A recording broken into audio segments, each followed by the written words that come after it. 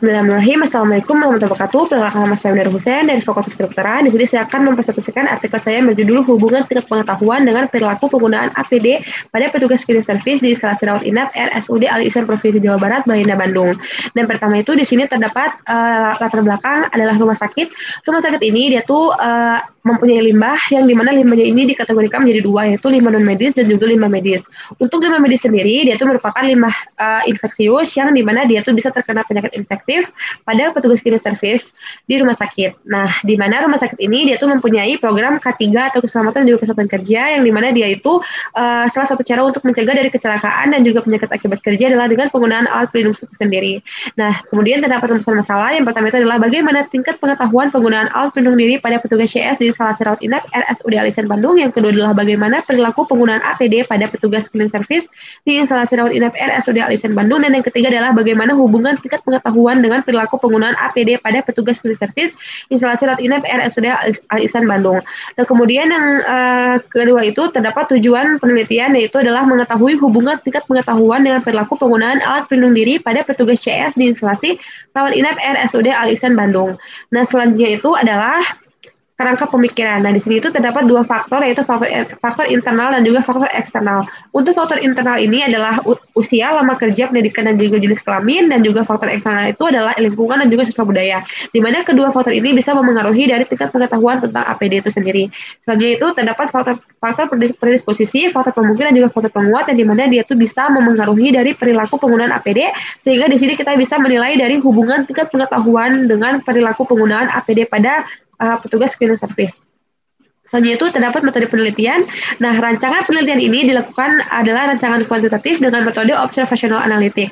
Kemudian terdapat variabel penelitiannya itu ada dua, yaitu variabel bebas dan juga variabel terikat. Untuk variabel bebas sendiri adalah pengetahuan penggunaan APD dan variabel terikat adalah perilaku penggunaan APD. Nah, kemudian terdapat dua variabel, yaitu tingkat pengetahuan CS dan juga perilaku penggunaan CS. Di sini itu ada skala ukur. Nah, hasil ukurnya itu untuk tingkat pengetahuan dikatakan baik apabila jawaban benarnya itu lebih dari 76% dari seluruh pertanyaan, dan dikatakan cukup itu apabila jawaban benarnya itu 56 sampai 75% dan dikatakan kurang apabila jumlah jawaban benarnya itu kurang dari 56%. Nah, kemudian untuk perilaku penggunaan APD itu sendiri, hasil ukurnya itu terdapat dua, yaitu positif dan juga negatif. Dikatakan positif itu apabila jawaban benarnya itu lebih dari 50% dari total pertanyaan, dan dikatakan negatif itu apabila jawabannya itu kurang dari 50%. Nah, selanjutnya itu di sini terdapat karakteristik dari responden. Nah, untuk usia di sini mayoritasnya itu berusia 26 sampai 30 tahun.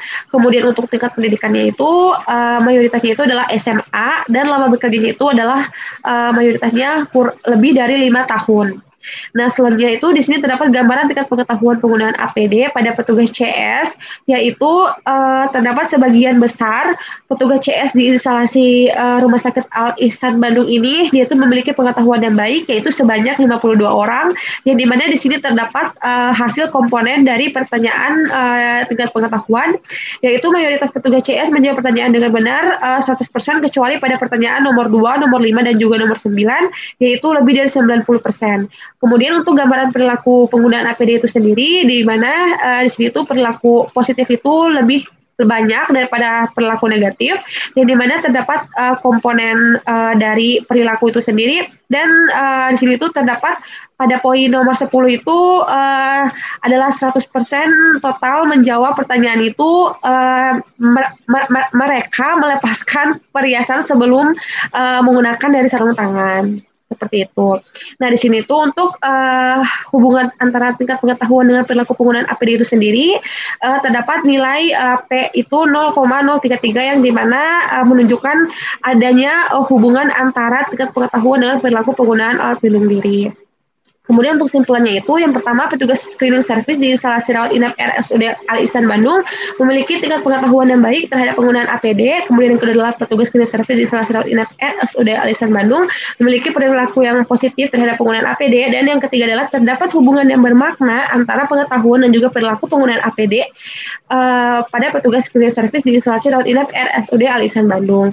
Dan untuk sarannya itu, di sini terdapat saran akademik. Yang pertama adalah penelitian berikutnya diharapkan melakukan pendampingan pada saat pengisian responden Sehingga jawaban respondennya itu lebih menggambarkan dari keadaan sesungguhnya dan hasil penelitian itu terhindar dari bias. Dan yang kedua itu adalah penelitian berikutnya diharapkan menambahkan dari variabel lainnya. Kemudian di sini ada saran praktisi. Yang pertama itu rumah sakit tetap harus memberikan pengawasan terhadap petugas CS. Yang kedua itu adalah pihak terkait dan rumah sakit diharapkan selalu melakukan pengembangan terhadap peraturan penggunaan dari APD itu sendiri.